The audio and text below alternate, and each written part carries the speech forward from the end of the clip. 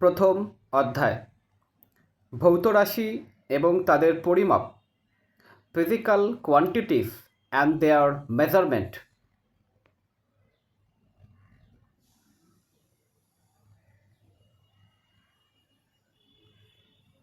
অত্যন্ত নিখুঁতভাবে সময় মাপার জন্য তৈরি অ্যাটমিক ক্লক।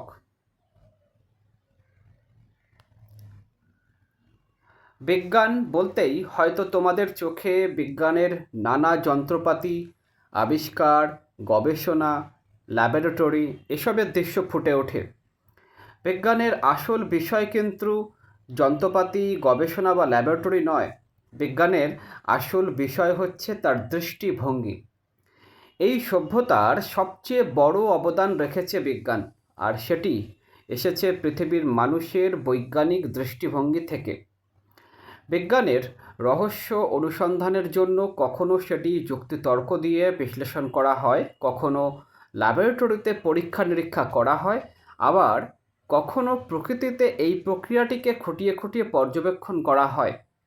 সেই প্রাচীনকাল থেকে শুরু করে এখনও পর্যন্ত অসংখ্য বিজ্ঞানী মিলে বিজ্ঞানকে এগিয়ে নিয়ে যাচ্ছেন। এই অধ্যায়ে পদার্থবিজ্ঞানের এই ক্রমবিকাশের একটি ধারাবাহিক বর্ণনা দেওয়া হয়েছে।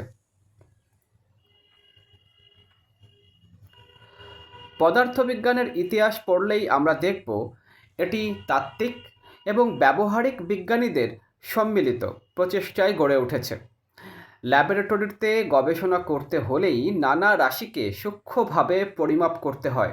পরিমাপ করার জন্য কিভাবে এককগুলো গড়ে উঠেছে, সেগুলো কিভাবে পরিমাপ করতে হয় এবং পরিমাপের জন্য কী ধরনের যন্ত্রপাতি ব্যবহার করতে হয়, সেগুলো এই অধ্যায়ে আলোচনা করা হবে।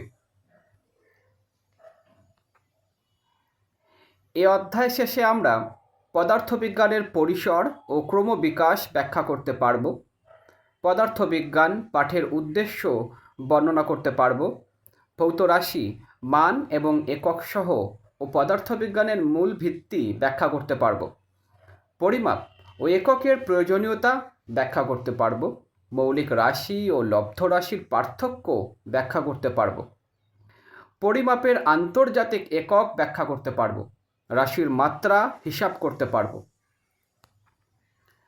এককের উপসর্গের গুণিতক ও উপগুণিতকের রূপান্তরের হিসাব করতে পারব।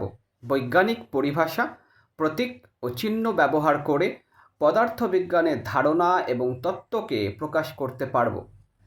যন্ত্রপাতি ব্যবহার করে ভৌত রাশি পরিমাপ করতে পারব। পরিমাপে যথার্থতা, নির্ভুলতা বজায় রাখার কৌশল ব্যাখ্যা করতে পারব। সরল যন্ত্রপাতি ব্যবহার করে সুষম আকৃতির বস্তুর ক্ষেত্রফল ও আয়তন নির্ণয় করতে পারব। দৈনন্দিন জীবনে ব্যবহৃত সুষম আকৃতির বস্তু সামগ্রিক দৈর্ঘ্য, ভর, ক্ষেত্রফল ও আয়তন নির্ণয় করতে পারব।